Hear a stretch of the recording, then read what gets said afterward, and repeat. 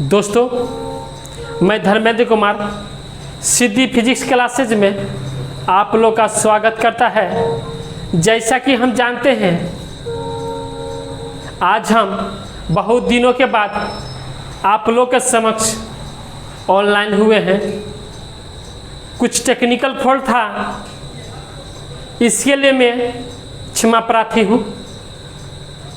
आइए, उससे पहले हम यही कहेंगे, जिंदगी जीने के दो तरीके हैं।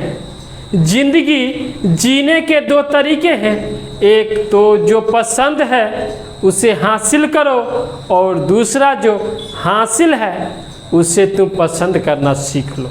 आइए हम फिजिक्स की दुनिया में आए। फिजिक्स कोई हार्ड सब्जेक्ट नहीं है, बहुत ही अच्छा सब्जेक्ट है। अब बहुत ही नॉर्मल वे में आप सीख जाइएगा, घबराइएगा नहीं। ओनली फॉर आपके पास 4 मंथ है, इस 4 मंथ में आपको सिलेबस ख़त्म करना है। देखिए सिलेबस सबका क्या है।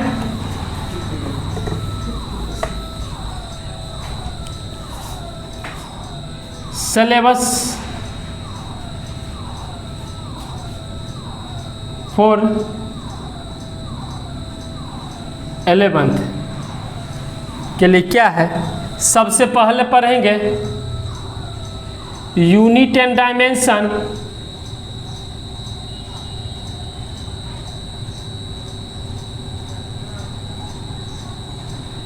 दूसरा है वेक्टर, तीसरा है डिफरेंशिएशन,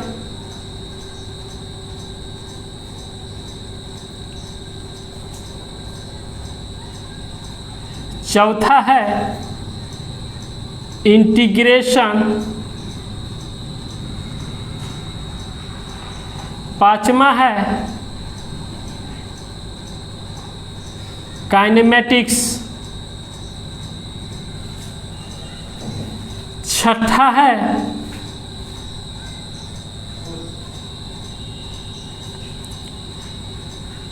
लॉज ऑफ मोशन। इस लॉज ऑफ मोशन में पढ़ना है आपको फोर्स। दूसरा पॉइंट है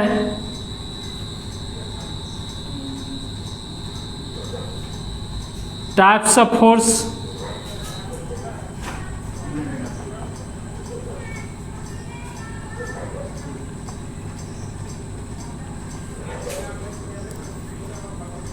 सात नंबर में फ्रिक्शन, 8 नंबर में सर्कुलर मोशन,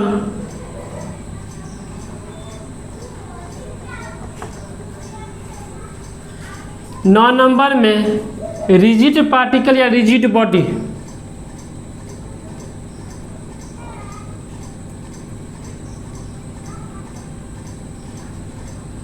10 नंबर में इलास्टिसिटी,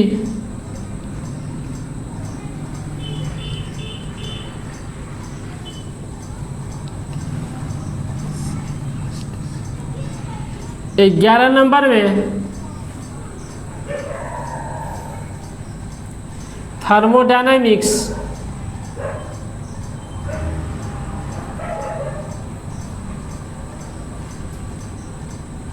12 नंबर में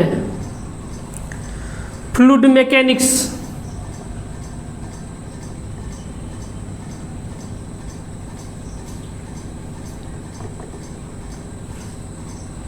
13 नंबर में work and energy,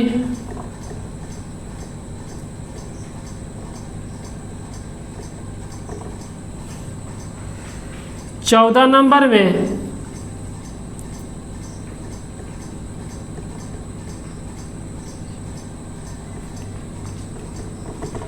gravitational force,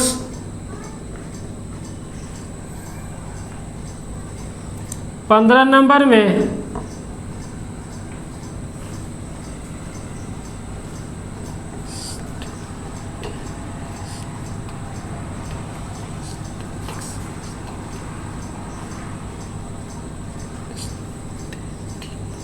statistical physics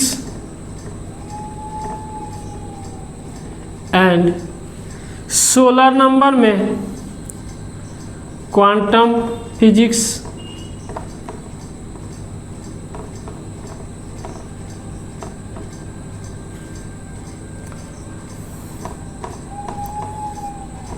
सत्रह नंबर में क्लासिकल फिजिक्स। दोस्तों इतना आपको सिलेबस है, only for 17 units. 17 units, 1 unit that means 15 days, 5 days, 7 days, 10 days, 15 days, 1 month, 7 days, circular motion, 15 days, rigid body, 1 month, elasticity, 1 month, thermodynamics, only for 3 months, fluid mechanics, 3 months, work energy, 2 months, gravitational force, statistical physics, quantum physics का classical physics. ये तीनों जो है statistical physics, quantum physics, classical में थोड़ा थोड़ा ही पढ़ना है। इसके बाद आपको बीएससी पार्ट 1 या इंजीनियरिंग लेवल पहुंचिएगा तो वहाँ पर आपको इस सारा चीज़ को यूज करना, लेकिन 14 यूनिट आप लोग को अच्छा से पढ़ना है। इस 14 यूनिट को मैं 4 मंथ्स के अंदर इसको ख़त्म करना है, ताकि आप लोग +2 में भी जाइएगा, वहाँ भी आपको इस सारा चीज़ का यूज होगा। सबसे ज़्यादा यूज वेक्टर्स, डिफरेंशियल, इंटीग्रेशन, यही सारा 3 चीज़ का यूज वहाँ होता है। चलिए रफ कीजिए।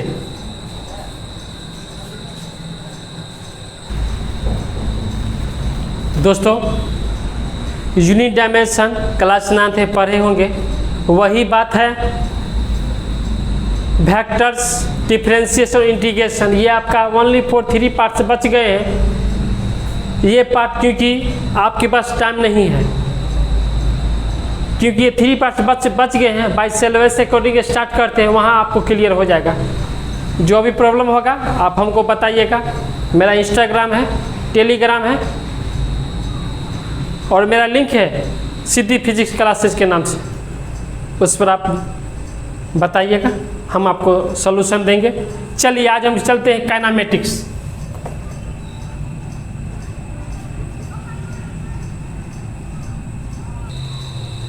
दोस्तों बहुत अच्छा से पढ़ना है, घबराना नहीं है। ये आप अपने दिमाग से भ्रम निकाल दीजिए कि फिजिक्स बहुत हार्ड होता है। हार्ड कुछ नहीं है, तो ईजी समझिए। देखिए काइनेमेटिक्स क्या होता है। काइन ज्योमेटिक्स मिलकर काइनेमेटिक्स होता है।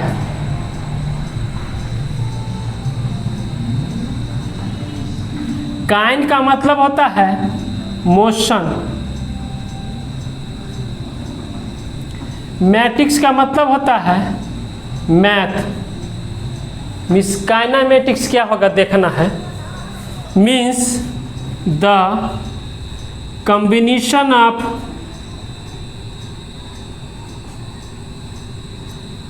motion and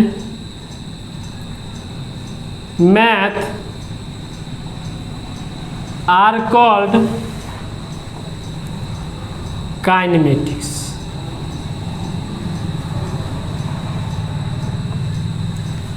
मोशन क्या है और मैथ क्या है?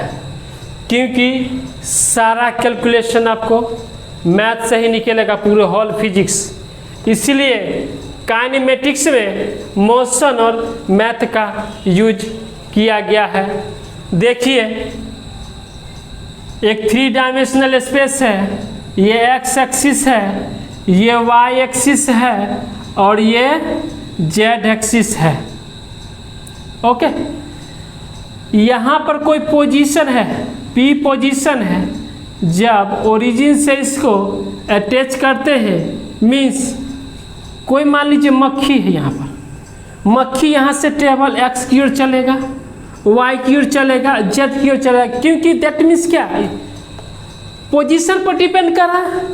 ओरिजिन भी पोजीशन पर डिपेंड करेगा नहीं, ये ओरिजिन जो कोऑर्डिनेट है x axis, y axis, z axis, means coordinate, that means क्या है, कोऑर्डिनेट x एक्सिस, एक्सिस जो है, एक्सिस डिपेंड्स अपॉन ए कोऑर्डिनेट, वो कोऑर्डिनेट पर डिपेंड करेगा, चाहे आपका x एक्सिस है, y एक्सिस है, z एक्सिस है। मीन्स मोशन भी तो इस पर डिपेंड किया है, क्योंकि ये पोजीशन है ना, यह क्या है, पोजीशन है। पोजीशन भी क्या होगा, मोशन होगा, नहीं मोशन होगा। चलिए इसको रब कीजिए। तो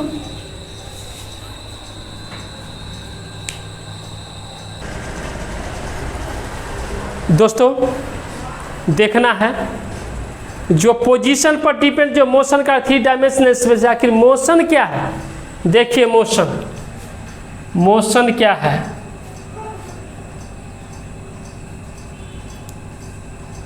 क्या बोलेंगे, मोशन माने गति होता है, हिंदी में गति बोलेंगे।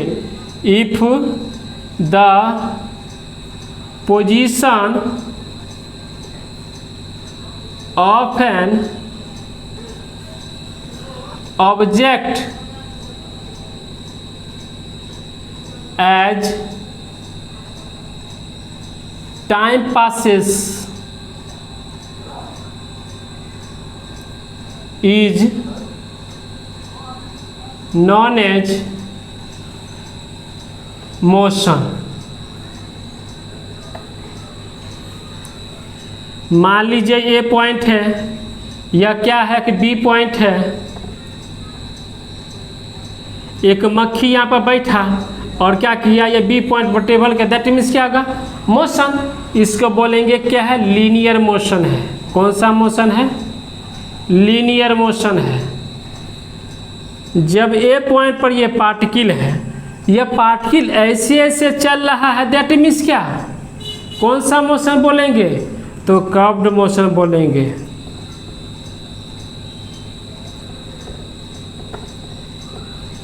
बहुत टाइप्स ऑफ मोशन है। दूसरा में है रेस्ट, क्योंकि कोई पार्टिकल रेस्ट में भी रह सकता है, वो क्या होगा, rest. If the position of an object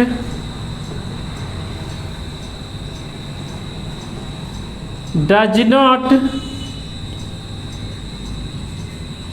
as time passes।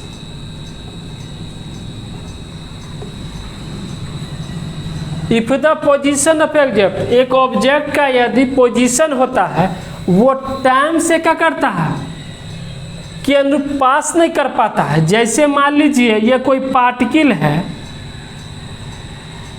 2 metre चल रही है पार्टिकल, सिर्फ डिस्टेंस दे दिया है ना, क्या इस पार्टिकल का क्या टाइम रिप्रेजेंट है, क्या बताइए, टाइम रिप्रेजेंट है। चाहे पार्टिकल किसी भी स्पेस में हो, चाहे लीनियर हो, 2 डायमेंशनल, 3 डायमेंशनल, या डिग्री ऑफ फ्रीडम हो, कहीं भी हो पार्टिकल, तो पार्टिकल क्या होता है, सिर्फ ये पार्टिकल रेस्ट है। जो पार्टिकल रेस्ट होगा उसे कहेंगे if the position of an object does not time passes. एक वस्तु का जो होता है स्थिति समय के अनुरूप नहीं चलता है वो पार्टिकल, तो वही आपका रेस्ट मोशन कहते हैं। नेक्स्ट में चलेंगे हम distance, displacement, speed, velocity, acceleration. हालांकि जर्क नहीं पढ़ना है, जर्क भी हम पढ़ाएंगे। चलिए रब कीजिए।